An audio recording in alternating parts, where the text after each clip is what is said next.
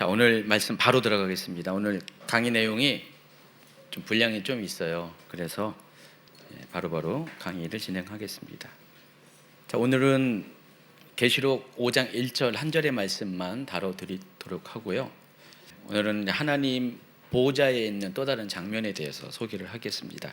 자, 지난 강의들 20강부터 23강까지 네 강의를 통해서 하늘에 있는 하나님 보호자와 또 그 주변에 있는 광경들, 존재들에 대해서 소개했습니다. 사도 요한은 입신의 상태에서 하늘 보호자를 경험하게 되는데, 그곳에서 천국의 중심인 하나님 보호자를 보고요, 또 그 보호자를 중심으로 하나님 나라의 가장 핵심적인 존재들인 7영, 또 4생물, 24장로들을 보게 됩니다. 이 하늘 보호자는 천국의 중심부에 해당한다고 말씀드렸습니다. 마치 우리나라도 대통령이 있고 대통령실이 있잖아요. 대통령이 거하고 또 참모들이 함께하는 바로 그 정부가 있는 곳, 하나님 나라의 정부가 있는 곳, 거버먼이 있는 곳이 바로 하늘 보호자라는 곳입니다. 여러분, 천국은 의외로 굉장히 범위가 넓습니다. 근데 우린 보통 천국에 대해서 기껏 아는 것이 이 하늘 보호자의 광경과 그리고 뭐 생명수, 강, 뭐 이 정도밖에 몰라요. 계시록에 나와 있는 그 정도 수준밖에 모르는데, 그런 우리가 아는 것 너머에 많은 천국에 관한 것들이 있고요. 또 그 천국에 관한 대부분의 것들은 우리가 그곳에 가서 직접 경험하지 않는 한 현재까지는 많은 것들이 아직은 비밀의 상태인 것 같습니다. 그래서 여러분 생각을 깨트려야 될 것이, 천국의 일부분이 바로 계시록 4장에 나와 있는 하나님 보호자에 있는 광경이라는 것을 아시기 바랍니다. 그래서 하나님 보호자는 천국의 극히 작은 일부에 불과합니다. 그곳에 하나님 계시고, 하나님의 보호자가 계시고, 그 주변에 하나님 나라의 통치를 함께 감당하는 그 나라의 스텝이라고 할까요? 그런 존재들이 포진하고 있고, 그것을 소개한 것이 지난 계시록 4장의 이야기입니다. 그래서 일반 천국 백성이 살아가는 경계에 해당하는 것이 유리바다라고 제가 설명을 드렸어요. 자, 이 유리바닥은 성막에서 어떤 것과 같은 것이라고 그랬습니까? 성막들의 번제단과 성막 사이에 있는 물두멍이라고 했습니다. 그래서 여러분, 번제단까지는 하나님께서 일반 백성들이 들어올수록 했어요. 번제단까지는 일반 백성들이 거기까지 진입이 가능합니다. 그런데 성막 안에는 특별히 구별된 사람들만 들어갔죠. 제사장들만 들어갔습니다. 마찬가지입니다. 이 유리바다까지는요, 천국 백성들이 거기까지는, 그 앞에까지는 도달할 수가 있는데, 유리바다 앞에 번제단이 있습니다. 그러니까 성막을 여러분 잘 이렇게 떠올리셔야 돼요. 천국의 하늘 보호자의 모습이, 광경이 성막의 광경과 유사하다는 사실을 아시기 바랍니다. 그 구조가 유사하다는 것입니다. 그래서 번제단까지는 천국의 일반 백성들도 거기까지는 올 수가 있는 겁니다. 그렇지만 유리바다가 경계로 해가지고 그 이상은 특별한 사람들, 특별한 존재들만이 오게 되는데, 여러 가지 계시록의 그런 힌트들을 보면은 유리바다까지 도달하는 사람들이 누구라고 했어요? 하나님 말씀과 예수의 증언으로 인해서 고난당하고 핍박당하고 결과적으로 순교한 자들, 그런 자들이 비로소 유리바다까지 이른다고 했습니다. 그래서 계시록 15장에 나와 있는 불붙은 그 유리바다가 바로 그와 같은 것들을 의미하는 상징이라고 말씀을 드렸습니다. 자, 이어서 계시록 5장에서도요, 하늘 보좌의 광경은 계속해서 이어집니다. 제가 실은 오늘 강의 제목을 하늘 보좌 5번째 이렇게 카운팅을 하려다가 말았어요. 그 이유는 하늘 보좌 광경은 맞지만은 또 주제가 약간 다르기 때문에. 어쨌든 계시록 5장에서도 하늘 보좌의 광경은 계속해서 이어지는데, 계시록 5장에서는요, 4장에서 미처 언급하지 못한 두 장면을 집중적으로 소개를 합니다. 첫 번째가 보좌에 앉으신 이 곧 하나님이시죠.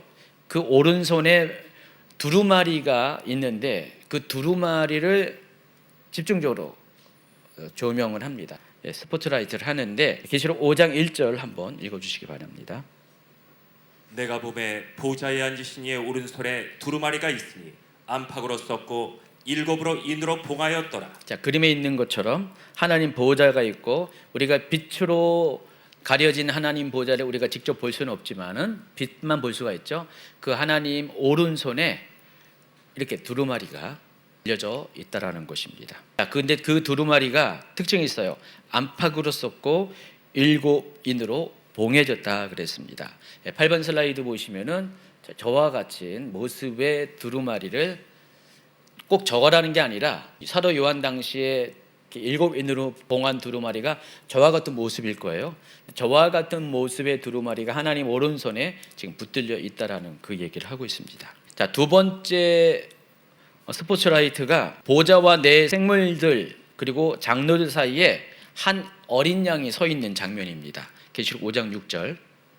내가 또 보니 보좌와 내 생물과 장로들 사이에 한 어린 양이 서 있는데 일찍이 죽임을 당한 것 같더라. 그에게 일곱 뿔과 일곱 눈이 있으니 이 눈들은 온 땅에 보내심을 받은 하나님의 일곱 영이더라.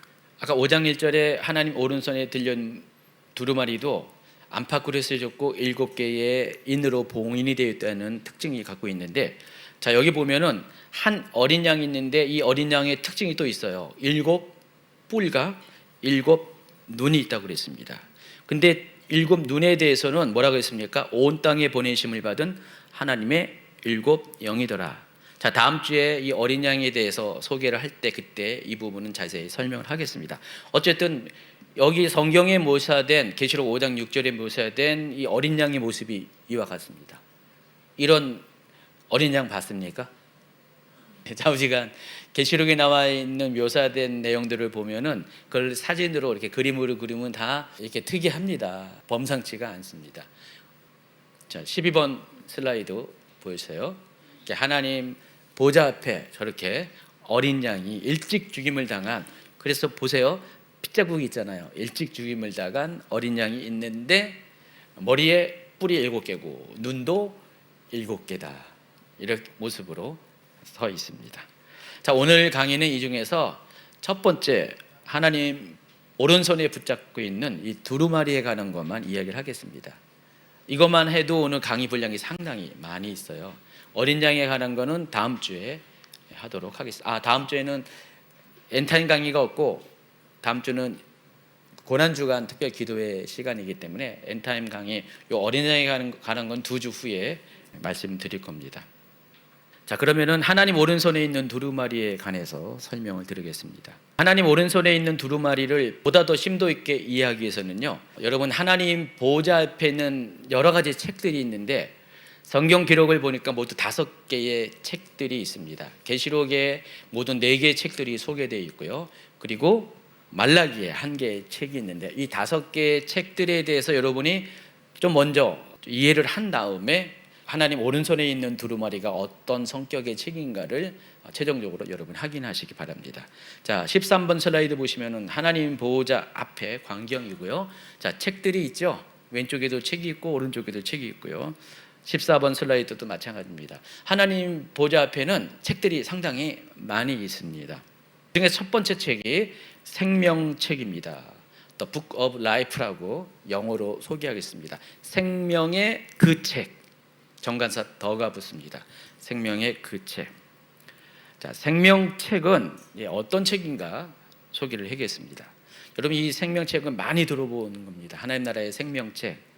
굉장히 많이 여러분이 익숙하게 들어본 그런 용어입니다. 자, 이 생명책의 첫 번째 의미는 하나님 나라의 시민권을 가진 사람들의 이름이 기록된 마치 주민등록부와 같은 것입니다. 여러분 동사무소 가면 행정센터 가면은 그 동에 사는 사람들의 명단이 뭐 요즘이야 뭐 책 같은 걸로 되어 있지 않지만은 어쨌든 간에 컴퓨터 파일로도 이렇게 쭉 목록을 뽑을 수가 있습니다.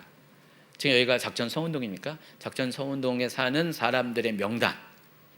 여러분 지자체별로 복지가 다 다르다 보니까 그 동에 사는 사람만 보는 혜택이 있습니다. 다른 동 사람들은 그 혜택을 넘을 수가 없어요.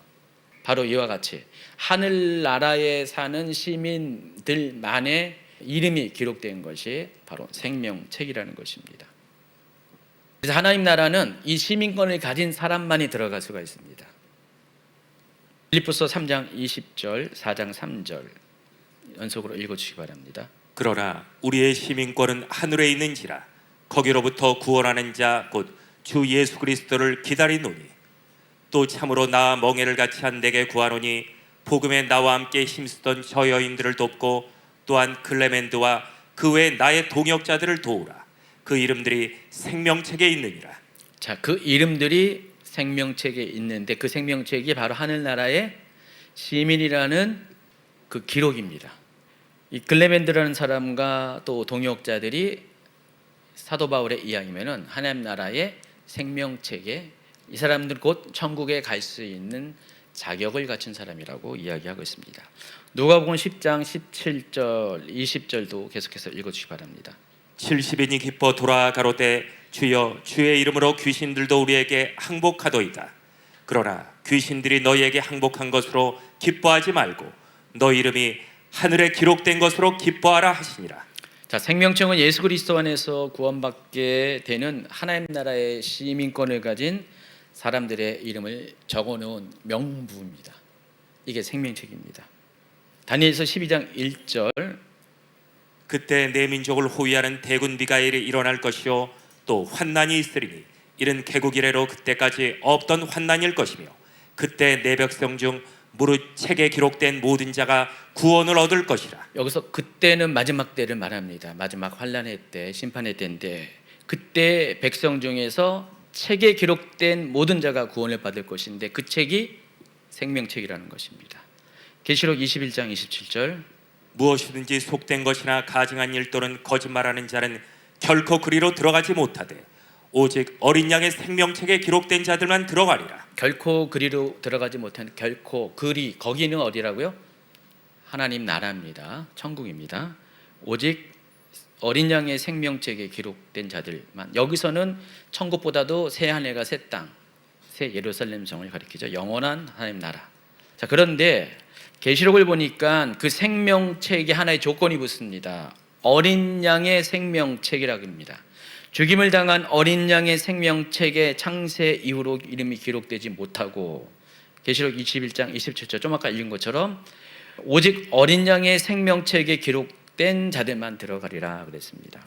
그래서 생명책의 효력과 범위가 제한되어 있다는 사실을 알 수가 있습니다. 이 생명책에 이름이 기록되기 위해서는 통로가 있어요. 통로가 뭐라고요? 어린 양, 예수 그리스도로 말미암아 생명책에 기록이 될 수가 있다는 것입니다. 어린 양이신 예수 그리스도의 대속을 통해만 영원한 생명을 얻을 수 있다라는 것이 바로 이 어린 양의 생명책의 의미라는 것입니다.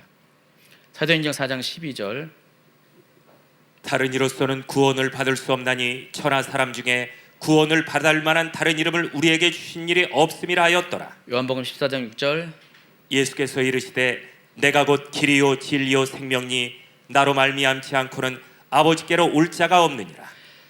자, 그런데 이 어린 양의 생명책은요, 지금 페이지가 넘어갔습니다. 292페이지로. 신약 시대의 성도들에게 익숙한 개념인데 구약 시대의 성도들에게는 이 어린 양의 생명책이라는 것이 익숙하지 않습니다. 들어보지 못한 것이에요.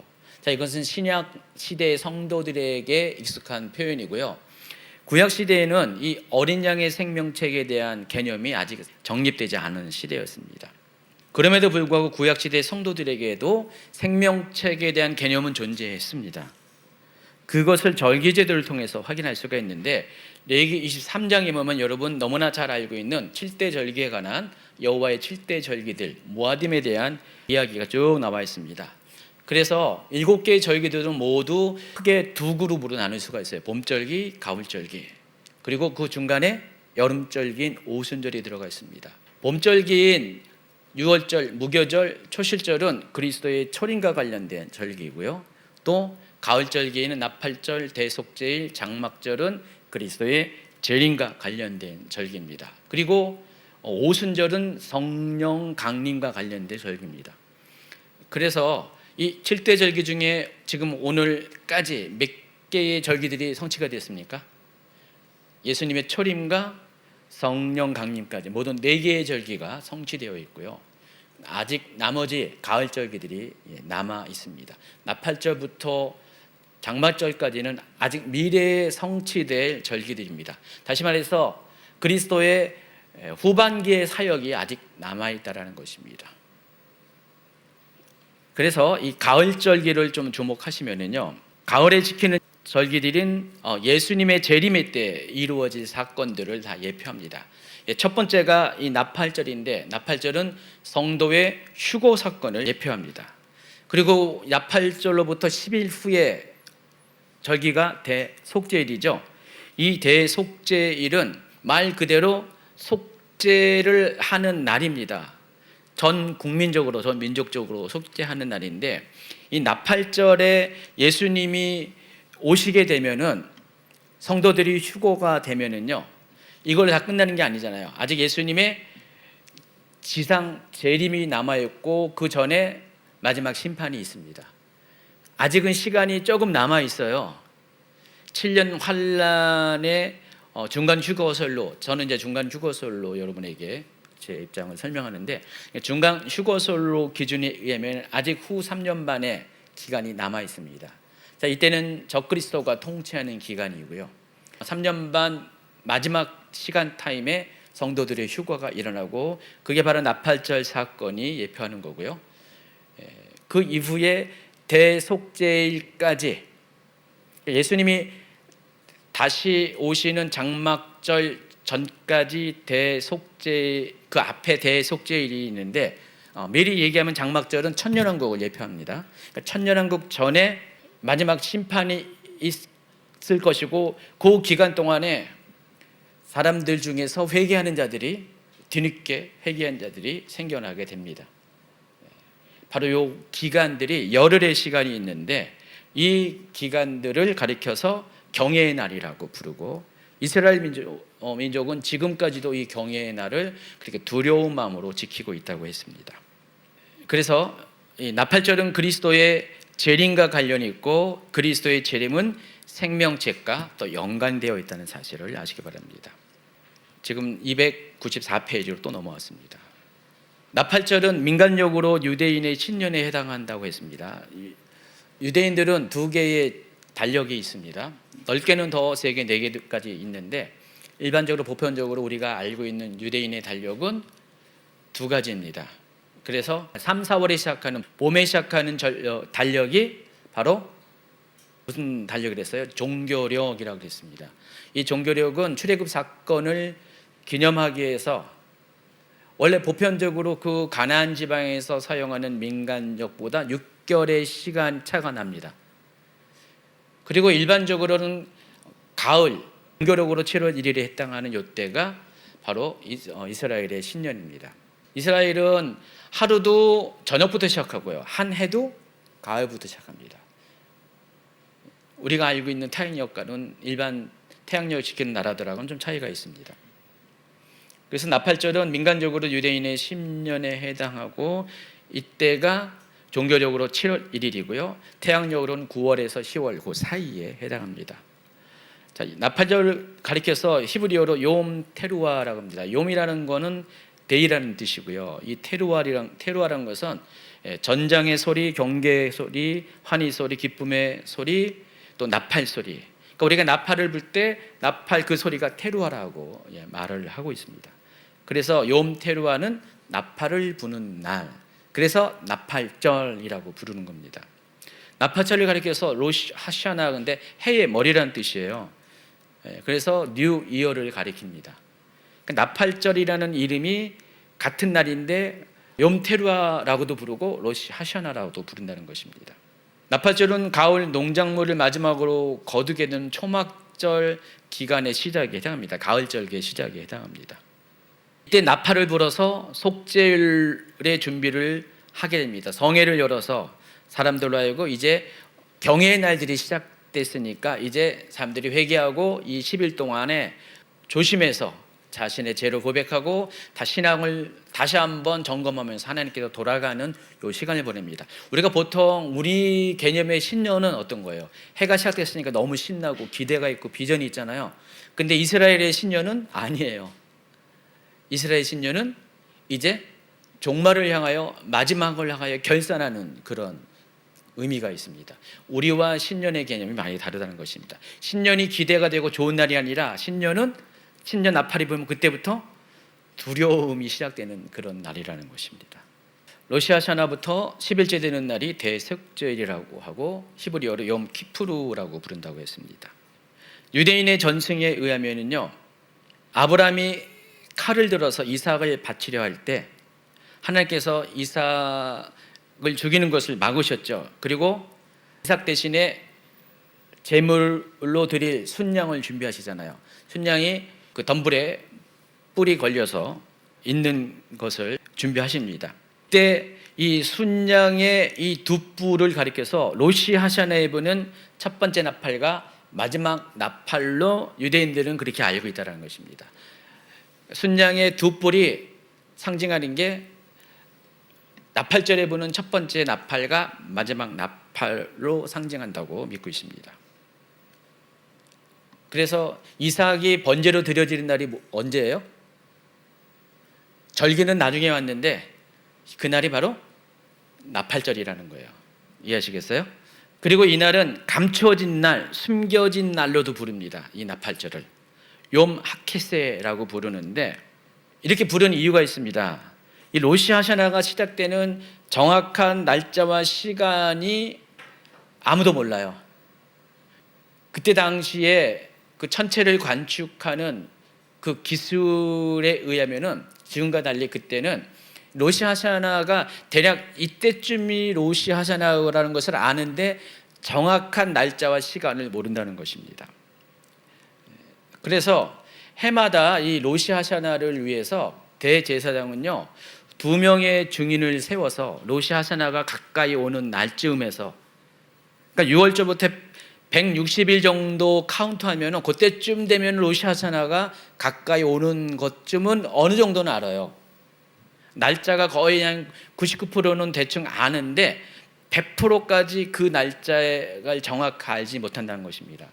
그래서 163일째 되는 날과 그 다음 날 사이에 로시 하샤나가 오는데, 이 정확한 날을 알기 위해서 어떻게 하냐면은 2명의 증인을 세워서 그 사람으로 하여금 하늘을 관측하게 해가지고요, 금음달이 초생달로 바뀌는 그 시점, 금음달에서 초생달로 바뀌는 그 시점이 바로 새해 시작이다라고 선포를 하게 됩니다. 보통 우리는 한 해의 시작을 해를 기준으로 하잖아요. 근데 이스라엘은 달을 기준으로 한 해가 시작된다는 것입니다. 새로운 달이 떠오르는 날이 새해예요.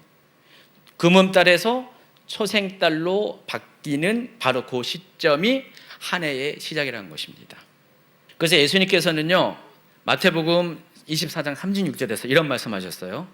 그러나 그날과 그때는 아무도 모르나니 하늘의 천사들도 아들도 모르고 오직 아버지만 아시느니. 이 말씀 하신 이유가 바로 이것 때문에 그러는 거예요. 그날과 그때가 언제죠? 예수님이 다시 오시는 날이잖아요. 공중 강림하시는 날이죠.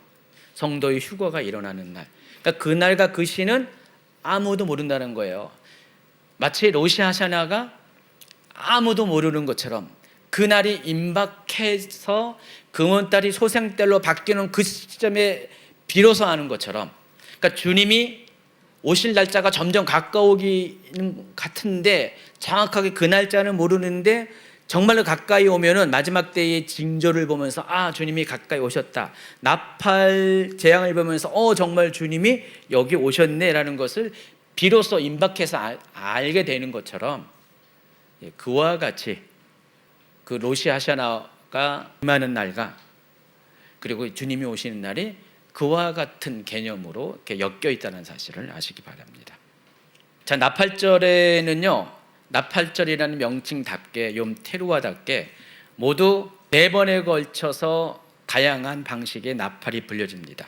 모두 100개의 다른 뿔나팔이 사용됐는데, 이 100개의 뿔나팔이 테키아, 쉐바림, 테루아, 테키아, 하가돌이라는 다양한 방식의 나팔 소리, 나팔 부는 방식에 의해서 모두 100세트가 불려집니다. 제가 지난번에 한번 소개한 것처럼 한 번이 아니라 여러 번 소개했습니다.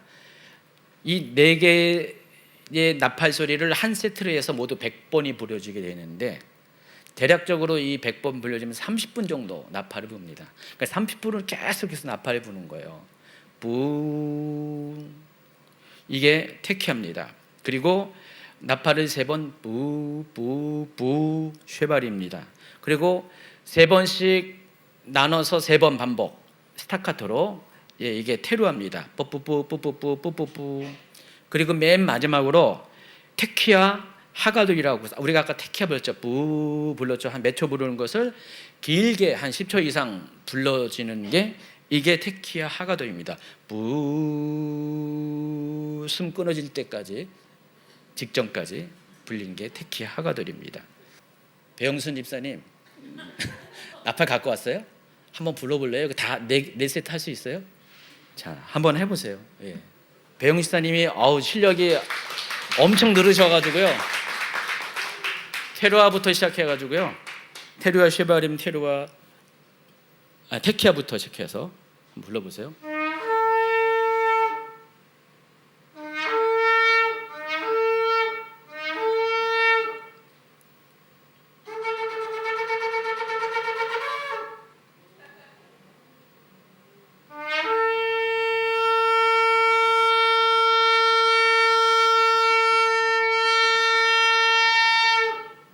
박수 왔어요.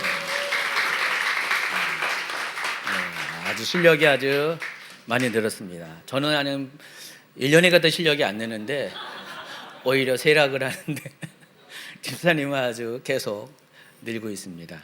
저런 식으로 뿔나팔을 붑니다. 물론 이스라엘은 전나팔 부는 거 아니에요. 저거는 여기 순양 나팔이 아니고 순양 나팔은 요만해요. 실제는 저거는 산양 뭐 그런 나팔입니다. 아이벡스 이런 나팔인데 어쨌든 나팔절 보면 저와 같은 세트로 모두 100번이 부려지고 맨 마지막 나팔을 부르죠. 이 마지막 나팔 소리와 함께 고린도전서 15장 51절 또 데살로니가전서 4장 16절을 읽어주시기 바랍니다. 보라, 내가 너희에게 비밀을 말하노니 우리가 다 잠잘 것이 아니요 마지막 나팔에 순식간에 호련이 다 변화되리니 주께서 후령과 천사장의 소리와 하나님의 나팔 소리로 친히 하늘로부터 강림하시리니 그리스도 안에서 죽은 자들이 먼저 일어나고 이제 마지막 나팔 소리와 함께 이와 같은 일이 벌어진다는 것입니다. 성도의 휴거가 일어나고 성도의 휴거가 있을 때 죽은 자의 부활이 있게 됩니다. 또 나팔절 축제 가운데 또 한 가지 중요한 행사가 있습니다. 상징적인 생명책 주의를 도는 행사를 한다는 것입니다. 생명책이 그들에게 뭐 이렇게 물건으로 있는 건 아니잖아요. 근데 여기 생명책이 있다라고 인식을 하고 그 생명책 주위를 사람들이 삥삥 돌아요. 마치 우리나라 한가위 때 강강술래하는 것처럼 삥삥 돌면서 유대인들이 서로 인사를 합니다. 생명책에 당신의 이름이 기록되고 임봉되기를 기원합니다. 자, 이 같은 말을 하는 이유가 있습니다. 유대인들은요, 나팔절이 딱 불려질 때, 나팔이 불려질 때 하나님 보좌 앞에 생명책이 펼쳐진대요. 그 전까지는 닫혀 있는 책이었는데 생명책이 펼쳐지고 이게 열흘 동안 생명책이 펼쳐지는 거예요. 대속절이 오기 전까지 이 경외의 날들 기간 동안에 생명책이 펼쳐집니다.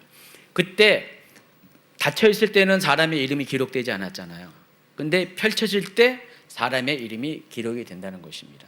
그래서 요 10일 동안은 엄청 착한 일을 많이 한다고 여러분 아시죠? 이게 바로 경외의 날들입니다. 그래서 이 날을 어떻게 보내느냐에 따라서 천국 가냐 가지 못하냐가 결정이 된다라고 유대인들은 생각을 하고 있습니다. 또 계시록을 보니까 누구든지 생명책에 기록되지 못한 자는 불못에 던져지리라. 이 말은 뭐예요? 생명책에 기록되지 못할 수도 있다 없다? 있다라는 것입니다. 계시록 21장 8절도요. 읽어주세요. 그러나 두려워하는 자들과 믿지 않은 자들과 흉악한 자들과 살인자들과 음행하는 자들과 점술가들과 우상 숭배자들과 거짓말하는 모든 자들은 불과 유황으로 타는 못에 던져지리니 이것이 둘째 사망이라. 생명책에 기록되지 못한 사람은 불못에 던져진다고 그랬고 21장 8절은 더 세밀하게 불과 유황으로 탄 못에 던져진다고 했는데 이것을 가리켜서 둘째 사망이라고 했습니다. 여러분이 이제 죽잖아요. 첫째 사망이고요. 또다시 죽음이 온다는 것입니다. 이 죽음은 우리가 알고 있는 육신의 죽음을 말하는 것이 아니라 지옥에 떨어지는 것, 영원한 지옥에 떨어지는 게 둘째 사망으로 표현합니다. 그래서 생명책에 기록되지 못한 사람이 있다는 것입니다. 또 할 것은요, 생명책에 기록이 되었어요. 그런데 그것이 영원한 효력을 발생하는 것이 아니라 생명책에 기록되었다 할지라도 다시 지워지는 것이 또 가능하다는 것입니다. 물론 에베소서 1장 4절과 5절 보면요, 이와 같은 말씀이 있습니다.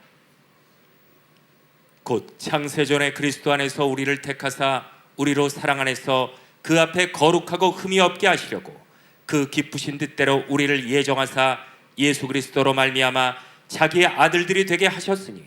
자, 우리가 잘 알고 있는 예정론입니다. 하나님께서 하나님의 백성들, 성도들을 미리 선택하셔서 창세전에 선택하셔서 구원받도록 예정을 하셨다는 것입니다. 바로 생명책에 창세전부터 기록을 해놓으셨다는 것입니다. 자, 그런데 그럼에도 불구하고 성경책에는요, 구원받은 백성도 생명책에서 그 이름이 지어질 수 있다는 이야기가 더 많이 나옵니다. 그러니까 예정론도 맞아요. 예정론도 맞지만은 생명책에 기록된 것으로 끝나는 것이 아니라 기록된 것이 지워질 수 있다는 이야기가 성경책엔 또다시 기록이 되어 있습니다. 계속해서 시편 69편 28절부터 읽어주세요. 그를 생명책에서 지우사 의인들과 함께 기록되지 말게 하소서. 출애굽기 32장 32, 33절. 그러나 이제 그들의 죄를 사하시옵소서. 그렇지 아니하시오면 원하건대 주께서 기록하신 책에서 내 이름을 지워버려 주옵소서. 여호와께서 모세에게 이르시되 누구든지 내게 범죄하면 내가 내 책에서 그를 지워버리리라. 특히 33절 후반부 같이 읽어볼까요? 누구든지 내게 범죄하면 내가 내 책에서 그를 지워버리리라. 이 책은 생명책을 가리키는 것입니다. 마태복음 24장 24절 보면 마지막 때가 되면 많은 미혹이 일어나는데 할 수만 있으면 택하신 자들도 미혹해서 구원을 받지 못하게 될 것을 미리 경고하고 있습니다. 읽어주세요. 거짓 그리스도들과 거짓 선지자들이 일어나 큰 표적과 기사를 보여 할 수만 있으면 택하신 자들도 미혹하리라.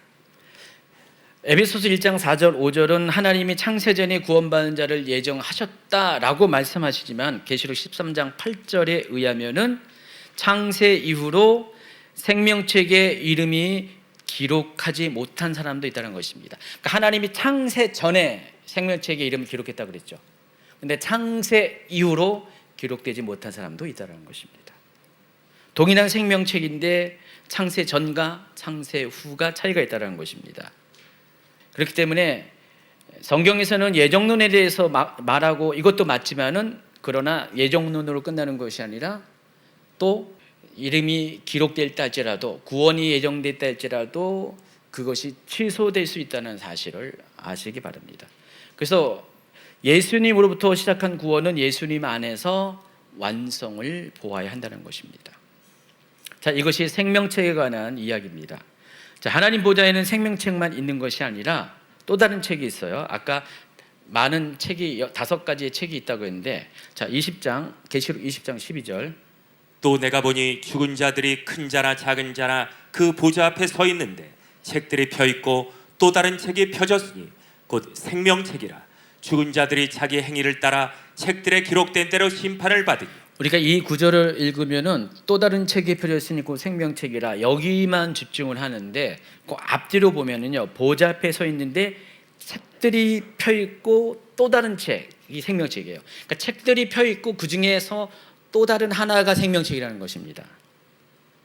그리고 그 책들에 대해서 소개하면서 죽은 자들이 자기 행위를 따라 책들에 기록한 대로 심판을 받을 것이다 라고 말을 하고 있습니다. 자, 그러면은 최소한 여기선 2종류의 책에 대해서 여러분이 비교가 가능합니다. 생명책은 이미 알고 있는 거고요. 생명책 말고 또 다른 책이 뭘까요? 그러니까 또 다른 책이 생명책이라고 했고 그 또 다른 책 말고 먼저 언급한 또 뒤에도 언급한 이 책들이 어떤 책이죠? 행위를 따라 기록한 책들. 그래서 이것을 줄여서 행위책이라고 부를 수가 있습니다.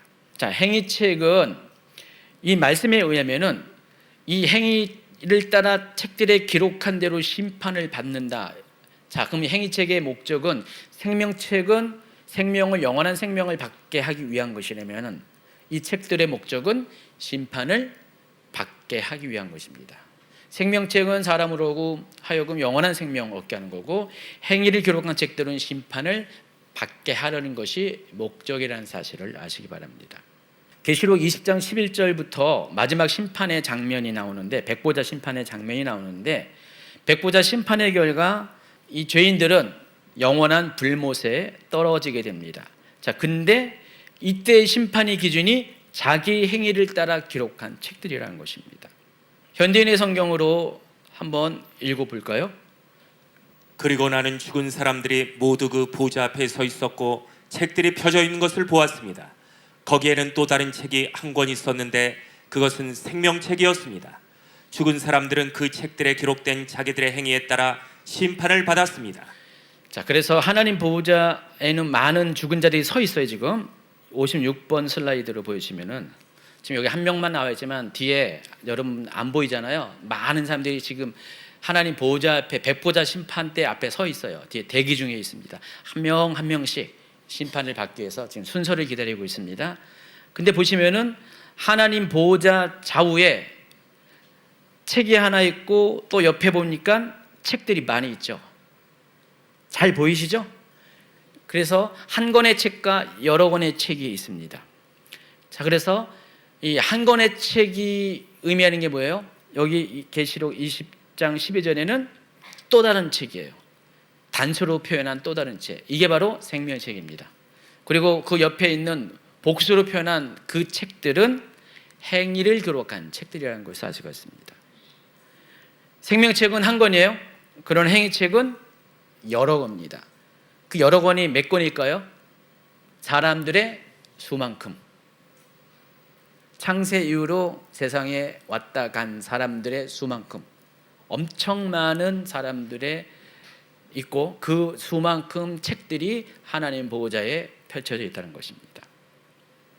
생명책은 명단이잖아요. 명부니까 그 명부에 하나님 나라에 들어가 영원한 생명을 얻을 사람들의 이름을 쭉 연달아서 기록하면 돼요. 그래서 여러 권의 필요가 없어요. 한 권이면 돼요. 그러나 행위책은 각 사람마다 따로따로 기록한 책입니다. 다니엘이 본 하늘 보좌의 환상 기록에도요, 그 책에 대한 이야기가 기록되어 있습니다. 다니엘서 7장 9절 10절. 내가 보니 왕자가 놓이고 옛적부터 항상 계시니가 좌정하셨는데 그의 옷은 희기가 눈 같고 그의 머리털은 깨끗한 양의 털 같고 그의 보좌는 불꽃이요 그의 바퀴는 타오르는 불이며 불이 강처럼 흘러 그의 앞에서 나오며 그를 섬기는 자는 천천히요 그 앞에서 모여 선 자는 만만이며 심판을 베푸는데 책들이 펴놓였더라. 여기서 심판을 베푸는데 책들 복수로 표현합니다. 아까 계시록 21장 10절의 내용과 동일하다는 사실을 알 수가 있습니다. 그러므로 생명책에 기록된 사람은 새하늘과 새 땅 새 예루살렘의 시민이 되지만 생명책에 기록되지 못한 사람은 행위책에 기록한 내용 그대로 심판을 받게 된다는 것입니다. 이사야 65장 6절 7절. 보라, 이것이 내 앞에 기록되었으니 내가 잠잠하지 아니하고 반드시 보응하되 그들의 품에 보응할지라. 너희의 죄악과 너희 조상들의 죄악은 한 가지니 그들이 산 위에서 분향하며 작은 산 위에서 나를 능욕하였습니다. 그러므로 내가 먼저 그들의 행위를 헤아리고 그들의 품에 보응하리라. 여호와가 말하였느니라. 그러니까 여러분이 살면서 행하는 모든 행위들은요, 그 사람이 생명책에 기록되든 기록되지 않건 간에 다 행위책에 기록이 된다는 것입니다. 여러분 가끔 간증 듣잖아요. 천국 체험 간증 듣고 또 하나님께서 회개시킬 때 어릴 때부터 시작해서 지금까지 살아온 모든 나날들이 마치 영화 필름처럼 그냥 쑥 지나가게 하면서 자기의 모습들을 하나님이 다 나타내 보여준다고 그랬습니다. 저희 교단에 속한 목사님, 제가 한두 번 얘기한 것 같은데, 그분이 회심할 때 아내 따라서 억지로 가라 그래가지고 신년 집회를 그 오산리 기도원으로 가는데, 그 기도굴에 사람들이 막 기도하니까 기도할 줄 하나도 모르는데 그냥 가라고 해서 할 수 없이 가서 기도굴에 들어갔는데, 갑자기 하나님이 회개 영을 주셔가지고 회개를 하는데, 자기는 한 15분 정도 그 시간을 보낸 줄 알았대요. 나중에 알고 보니까 3일 동안을 거기 화장실도 가지 않고 먹지도 않고 자지도 않고 계속 뭘 했냐면 회개를 한 거예요. 어떤 회개냐면, 하나님이 갑자기 어릴 때부터, 아기 때부터 시작해가지고 지금까지 자라온 모든 시간 동안 자기가 한 일을 다 보여주는 거예요. 그때마다 통곡하면서 하나님 잘못했습니다, 회개하고 3일 동안을 그렇게 했대요. 그와 같은 경험을 하면 어떻게 됩니까? 행위책의 존재에 대해서 아주 확실하게 잊지 못할 것 같습니다. 여러분 중에도 그와 같은 경험을 시켜준 분 계십니까? 3일 동안 아이들을 짤막짤막하게 여러분의 행위들의 모습을 비춰주신 분, 그 경험을 하신 분 계십니까? 이와 같은 경험을 이렇게 많이 해요. 근데 그 근거가 어디냐? 바로 행위책에 하나님이 여러분의 행위를 다 기록하셨고 그것을 나중에 보여주시는 것입니다. 그래서 만약에 여러분의 이름이 행위책에는 다 기록이 되어 있는데, 여러분의 그 행위가 다 기록이 있는데 여러분의 이름이 생명책에 기록이 되지 못하면 어떻게 됩니까? 행위책에 기록한 그대로 여러분이 심판을 받게 돼요. 근데 사람은 행위책에 기록한 대로 심판을 받으면은, 판단을 받으면은 아무도 심판받지 못한 사람이 없어요. 자, 그런데 생명책과 행위책의 관계가 어떤 거냐면은, 아무리 행위책에 자기의 행위가, 나쁜 행위가 기록이 된다 할지라도 그의 이름이 생명책에 기록이 돼 있으면은 행위책에 기록된 모든 것들은 다 무시,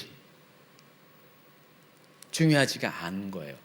생명책에 이름이 기록된 그것을 가지고 영원한 나라에 들어갈 수가 있다는 것입니다. 그리고 그 생명책에 이름을 기록하게 하신 분이 바로 예수 그리스도입니다. 그래서 심판을 받지 않기 위해서는 반드시 생명책에 그 이름이 기록이 되어야 되는데, 그 이름이 기록된지 안 되는지 누가 합니까? 여러분이 아십니까? 모릅니까? 여러분 믿음으로 확신을 가지고 내 이름은 생명책에 기록되어 있습니다 라고 여러분이 확신을 가질 수가 있어요.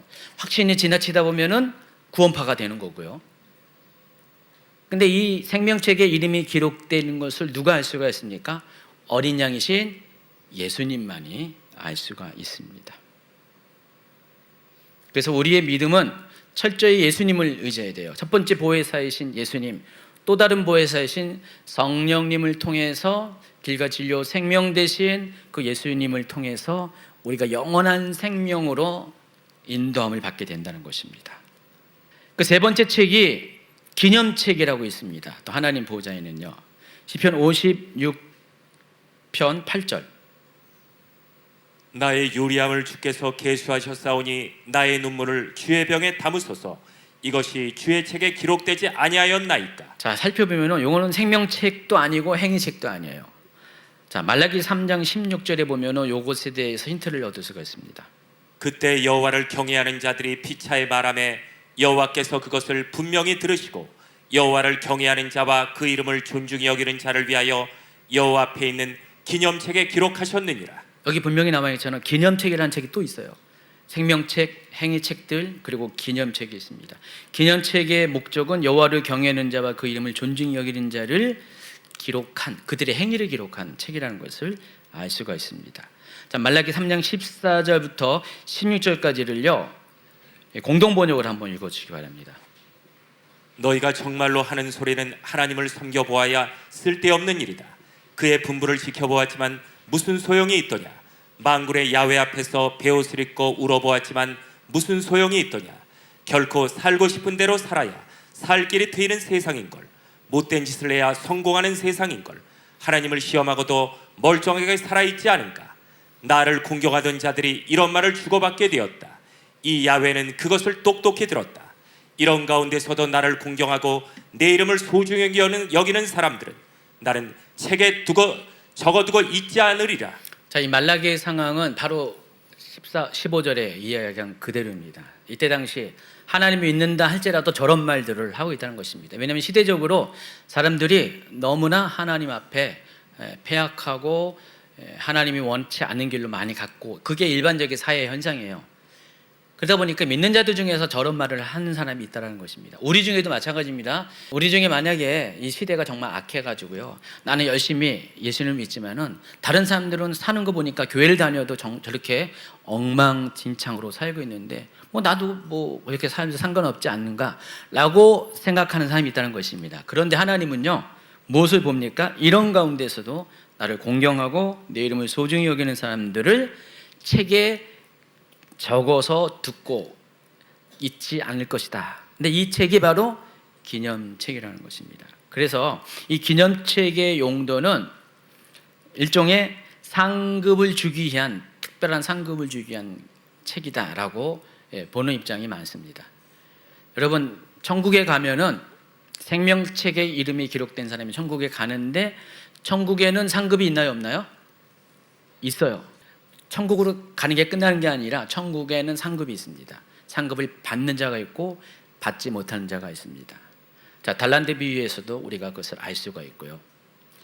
그래서 상급을 누가 많이 받냐? 바로 기념책에 이름이 기록된 사람이 받게 된다는 것입니다.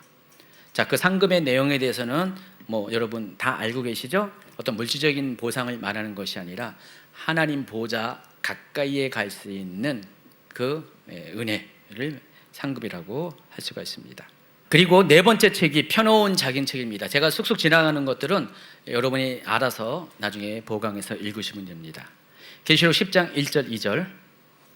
내가 또 보니 힘센 다른 천사가 구름을 입고 하늘에서 내려오는데 그 머리 위에 무지개가 있고 그 얼굴은 해 같고 그 발은 불기둥 같으며 그 손에는 펴놓인 작은 두루마리를 들고 그 오른발은 바다를 밟고 왼발은 땅을 밟고. 자, 영어 성경 보니까 little scroll이라고 했습니다. open이라고 했어요. open in his hand라고 해서, 여기 책의 핵심은 작은 책이라는 개념과 특징은 또 한 가지 오픈된 책이라는 것입니다. 이 책의 특징은 열려진 책이라는 거예요. 나중에 10장에서 자세히 소개하고 또 논리적으로 이게 왜 이런 책인가라는 것을 설명을 하겠지만, 결과만 이야기한다면은 이 책의 내용은 일곱째 나팔이 불려질 때 곧 휴거의 비밀이 담긴 책을 의미합니다. 여러분이 계시록 10장 이전에 시나리오적으로 어떤 사건까지 있었냐면은 여섯 번째 나팔까지 불려집니다. 이제 마지막 나팔만 남아 있어요. 마지막 나팔이 어떤 나팔이라고 했어요? 예수 그리스도에서 공중에 강림하고 성도가 휴거할 때, 바로 마지막 나팔이 불릴 때 그 일이 일어난다고 했죠. 바로 그 직전에 지금 10장 이야기를 하고 있습니다. 10장과 11장 중간까지의 이야기를 하고 있어요. 두 증인 사역까지 쭉 얘기하고 있어요. 그래서 이 10장에 나와 있는 책, 열려진 책은 그 문맥을 통해서 쭉 보면은 결국 휴거의 비밀이 담긴 책이다라고 볼 수가 있습니다. 결정적으로 10장 7절을 한번 읽어주세요. 일곱째 천사가 소리내는 날 그의 나팔을 불려고 할 때 하나님이 그의 종 선지자들에게 전하신 복음과 같이 하나님의 그 비밀이 이루어지리라 하더라. 하나님의 그 비밀, 미스테리가 어떤 미스테리예요? 바로 예수님의 공중강림과 성도의 휴거와 관련된, 이미 앞전에 구약시대부터 계속 하나님께 선지 통해서 말씀하신 그 일, 또 신약시대의 다른 성경을 통해서 말씀하신 그 일이 바로 비밀과 같은 거잖아요. 그 전까지는 그날과 그 시를 모른다고 했잖아요. 근데 이제 휴거 날짜가 가까이 오는, 이제 마지막 한 개의 나팔만 남겨놓은 요 시점에서는 이미 하나님의 많은 비밀들이 다 열려졌잖아요. 드러났잖아요. 여섯째 나팔까지 불려지게 됐고, 이제 하나의 나팔만 남았으니까 더 이상 숨길 이유가 없습니다. 오히려 어떻게 돼요? 더욱더 드러내야 돼요. 그래서 마지막 순간에는 하나님이 지금은 그날과 그 시를 모르는데 정말 그리스도의 공중 강림이 있기 전에는 하나님께서 적극적으로 그 일을 드러낸다는 것입니다. 그래서 10장 10절 11절 내가 천사의 손에서 작은 두루마리를 갖다 먹어버리니 내 입에는 꿀같이 달아 먹은 후에 내 배에는 쓰게 되더라. 그가 내게 말하기를 내가 많은 백성과 나라 방언과 임금에게 다시 예언하여야 하리라 하더라.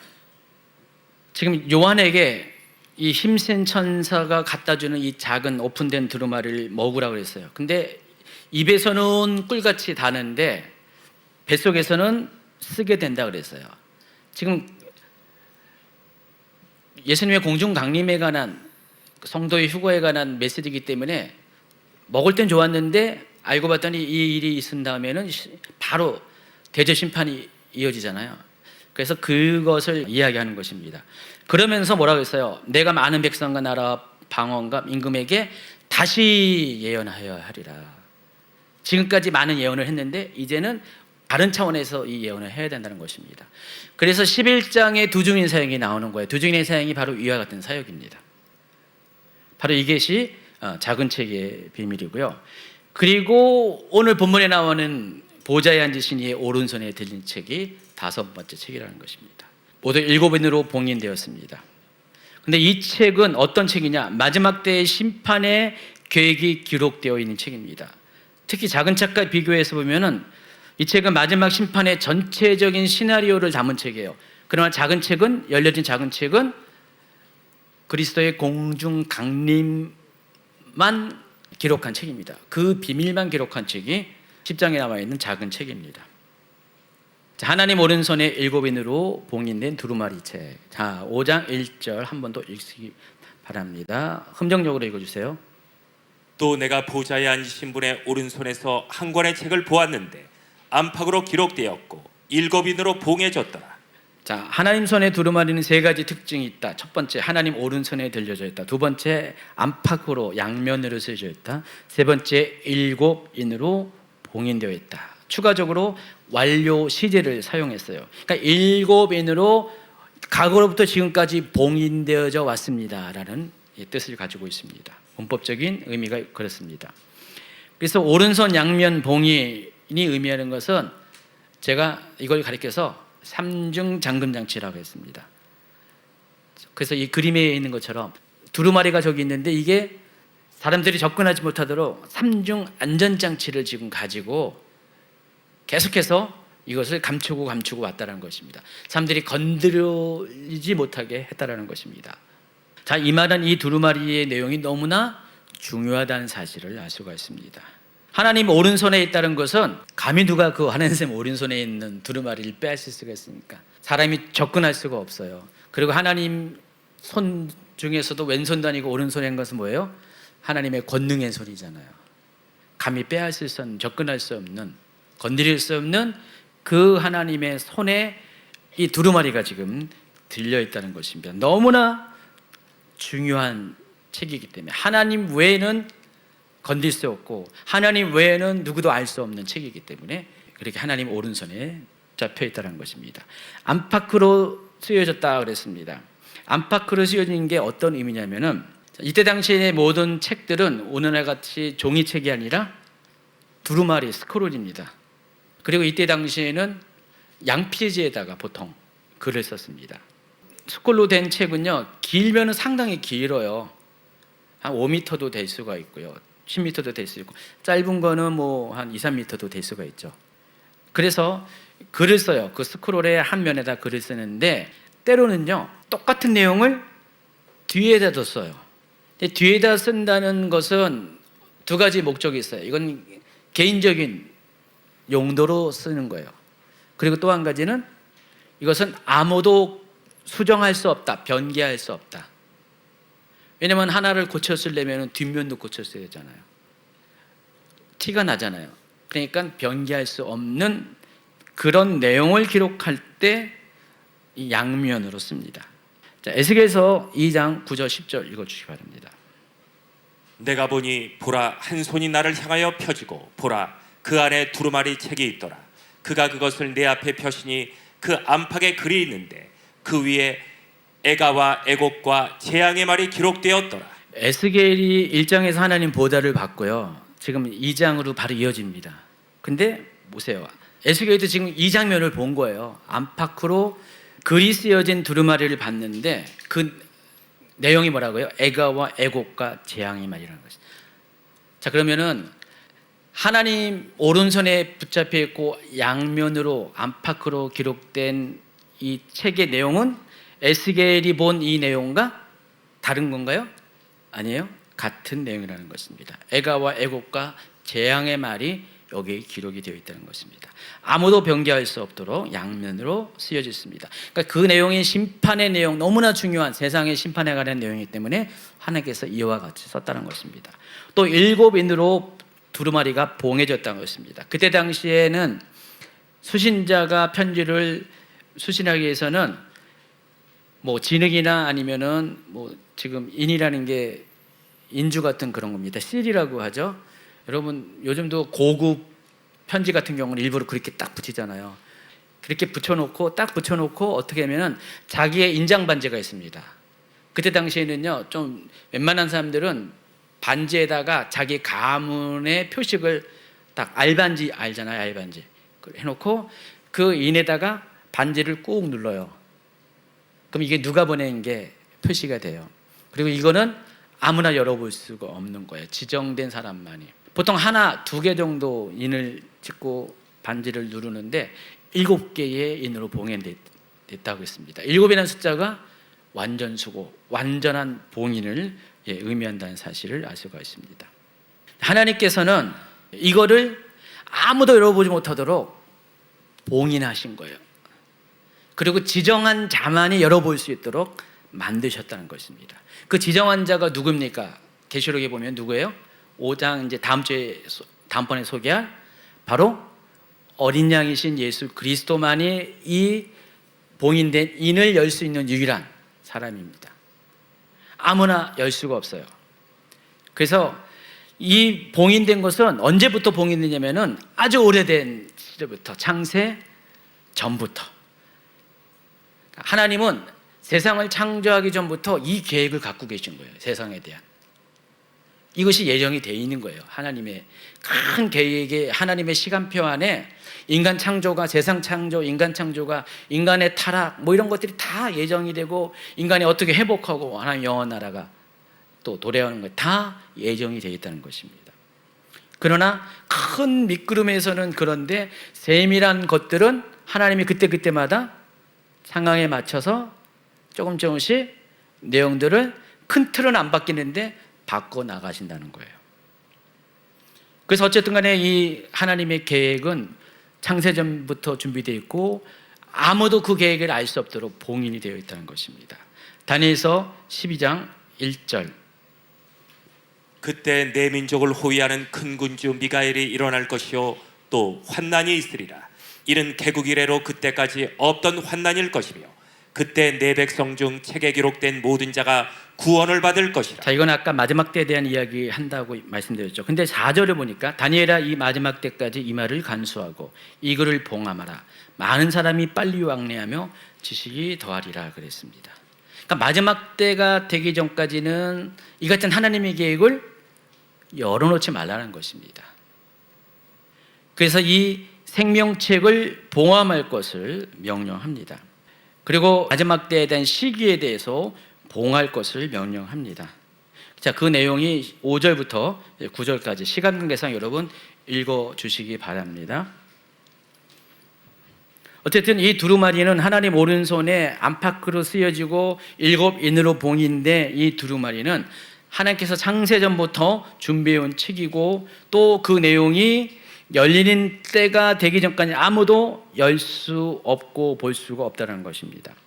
그리고 그렇게 한 이유가 하나님의 심판이 기록된 책이기 때문에 심판의 비밀이 기록되어 있기 때문에 어떻게 하나님의 심판이 진행될 것을 세세한 내용들을 기록한 책이기 때문에 그것을 봉함하라 그랬습니다. 그러나 마지막 때가 되면은 그 책의 비밀이 어린 양이신 예수님에 의해서 열리게 된다는 것입니다. 그리고 이 예수님에서 이 비밀이 열리게 되면 그때부터 그 책에 기록한 대로 마지막 때의 심판 계획은 실록이 된다는 것입니다. 자, 결론을 맺습니다. 지금까지 살펴본 이 하나님 오른손의 두루마리의 정체가 아주 명확하죠. 마지막 때 하나님의 심판 계획을 기록한 책입니다. 창세 이전부터 준비된 하나님의 계획이고 마지막 때가 이르러 비로소 공개되는 것입니다. 자, 그런데 여러분 아셔야 될 것은 계시록 6장 9절 한번 10절을 한번 볼까요? 읽어주세요. 다섯째 인을 떼실 때 내가 보니 하나님의 말씀과 그들이 가진 증거로 말미암아 죽임을 당한 영혼들이 제단 아래에 있어 큰 소리로 불러 이르되 거룩하고 참되신 대주제여 땅에 거하는 자들을 심판하여 우리 피를 갚아주지 아니하시기를. 예, 다 읽었죠? 아직 덜 읽었어요? 예. 어느 때까지 하시려 하나이까? 예. 죄송합니다. 제가 마음이 급해서 빨리 끝내야 돼서 잘라 먹었네요. 예. 지금 다섯째 인이 떼진 다음에 네 번째 인까지는 말들이 등장하잖아요. 말탄자들이 등장하잖아요. 그 다섯째 인이 떼질 때의 장면입니다. 그래서 순교한 자들을 이야기하는 거고, 이 순교한 자들이 하나님의 제단, 성막 안에 번제단과 같은 그곳에, 이들은 아직 유리바닥까지 이른 자들이 아닙니다. 제단 앞에서 하나님께 막 하소연을 하는 거예요. 하나님, 우리가 지금 이 땅에서 이렇게 한스러운 삶을 살아가지고 죽임을 당하고 고난을 당해 여기까지 왔는데 하나님 심판을 해줘야지. 그들을 그렇게, 우리를 그렇게 죽게 한 그 사람들에 대해 심판을 해야 되지 않습니까? 하나님께 신원을 하고 있는 거예요. 언제까지 이 일을 진행하지 않으십니까? 라고 지금 신원을 하는 겁니다. 하나님께서는요, 이들의 신원을 어떻게 해요? 들어줘야 돼요? 말아야 돼요? 당연히 들어줘야 되십니다. 그리고 이들의 신원이 들어지는 그때가 언제예요? 마지막 심판이 있을 때, 그때가 들어줘야 된다는 것입니다. 그래서 사람들은요, 오래전부터 특히 먼저 하나님 나라에 간 사람들은, 하나님 제단 앞에 먼저 간 사람들은 지금도 계속해서 하나님의 심판을 계속 하나님 빨리 해주세요 라고 하면서 지금 하나님 앞에 계속 이렇게 하소연을 하고 있을 거예요. 지금도 천국에서 하나님 언제까지 하나님 심판을 미루렵니까? 라고 계속해서 하나님의 독촉을 하고 계실 것입니다. 근데 그럼에도 불구하고 하나님의 심판 계획은 하나님의 정해진 때가 이르러서 그것이 실행이 됩니다. 하나님은 이 심판 계획을 미루시길 원할까요? 빨리 땡기시길 원할까요? 여러분 생각에 미루시고 또 미루시길 원하죠. 왜 그러십니까? 한 사람이라도 더 구원받을 자가 있어야 하기 때문에, 한 영혼이라도 더 구원받고자 하는 것이 하나님의 마음이라는 것입니다. 그렇지만은 이와 같은 사람들은 빨리 심판이 임해야지만 자신들의 한스러움이 이렇게 신원이 돼서 그런지 몰라도 아마 제가 보기에는 그것 때문에 그런 거 아니에요. 문맥을 통해 쭉 보면은 그 원한 갚아달라고 그것 때문에 그런 것이 아니라 그 심판 너머에 세상이 와야 되기 때문에, 그것 때문에 이 심판이 실행되기를 원하는 거예요. 여러분, 하나님의 심판의 목적은 세상을 멸망시키려는 것입니까? 전부입니까? 거기서 끝입니까? 아니죠. 계시록은 20장을 넘어서 21장과 22장에서 영원한 하나님 나라에 대해서 소개를 해요. 그러니까 하나님의 최종 계획은 영원한 하나님 나라예요. 새하늘과 새 땅, 새 예루살렘입니다. 그 과정 중에 새 하늘과 새 땅과 새 예루살렘이 열리기 위해서 전제 조건이 이 세상에 있는 악한 자들이 심판을 받아야 되는 것입니다. 그러니까 하나님의 최종 목적이 그거예요. 그래서 이들 또한 개인적인 한 때문에 이렇게 자기들이 신어달라고 하는 것이 아니라, 그 차원이 아니라 바로 그 나라를 기대하기 때문에 그 나라가 빨리 와달라는 차원에서 모든 천국에 있는 존재들이 이 책들이 열려지기를 기다린 거예요. 하나님 손에 오른손에 있는 책들이 열려지기를 기다렸다는 것입니다. 아무도 이것을 열 자가 없었어요. 그런데 마침내 누가 이 책을 엽니까?